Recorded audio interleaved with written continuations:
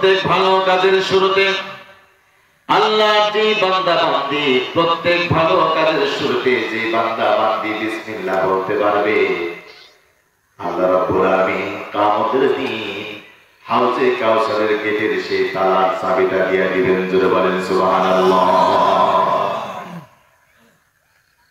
ঈশ্বরের ভাইরা সুবহানাল্লাহ বললেন না? হ্যাঁ, নবীজি আমার ডাকতে বললেন, আল্লাহর কোন গোলাম যদি একবার বলে সুবহানাল্লাহ, সাত আকাশ এবং সাত জমিনের মধ্যে যত ফাঁকা জায়গা আছে সমস্ত ফাঁকা জায়গাগুলা পূরণ করার জন্য যত নেকির দরকার আল্লাহ রাব্বুল আলামিন কত পরিমাণ নেকি তার আমলনামায় দেয়া দেন।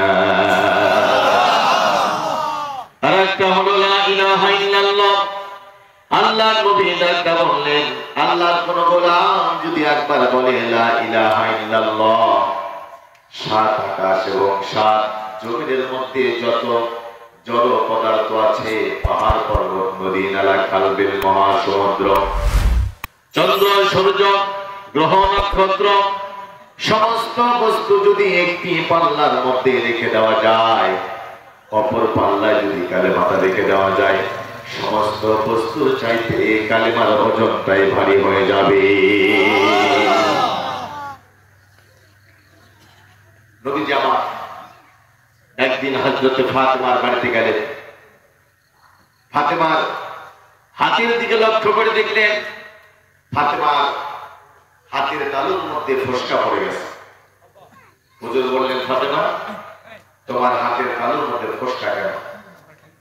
হযরতে ফাতেমা ডাকতে বলল, আব্বা জান, এমন একজন লোকের সঙ্গে আমার বিয়ে দিয়েছেন যার কোনো টাকা নাই, পয়সা নাই, একটি সুন্দর ঘর দেওয়ার মতো যোগ্যতা নাই, ভালো কোনো খাবার আনার মতো যোগ্যতা নাই, একটা জমি কেনার যোগ্যতা নাই, একটা গোলাম একটা চাকর রাখার মতো যোগ্যতা তার নাই।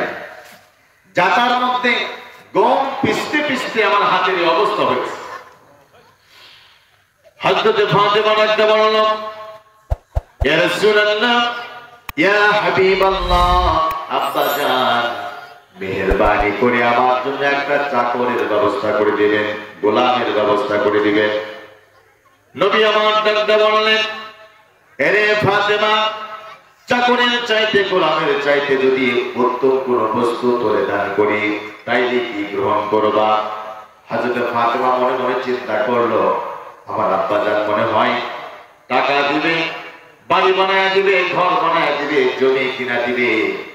এই জন্য ফাতেমা রাদিয়াল্লাহু তাআলা ডাকতে বলল, অবশ্যই গ্রহণ করব।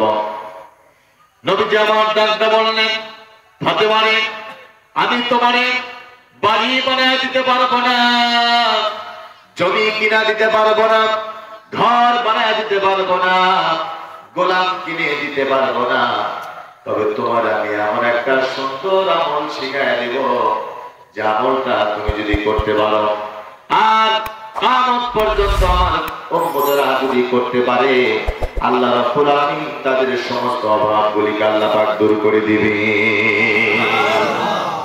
হযরত ফাতেমা বললেন, আব্বা জান তাড়াতাড়ি আমাকে আমলটা শিখায় দাও।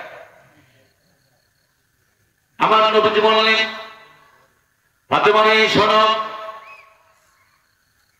আল্লাহর কোন গোলাম, আল্লাহর কোন বান্দা বান্দি প্রত্যেক ফরজ নামাজ শেষে 33 বার সুবহানাল্লাহ, 33 বার আলহামদুলিল্লাহ, 33 বার আল্লাহু আকবার, এই তিনটা আমল যদি আল্লাহর কোন বান্দা বান্দি করতে পারে নিয়মিত, আল্লাহ রাব্বুল আলামিন সেই বান্দা বান্দির যত অভাব অনটন রয়েছে সমস্ত অভাবগুলিকে আল্লাহ রাব্বুল আলামিন দূর করে দিবেন। জোরে বলেন সুবহানাল্লাহ।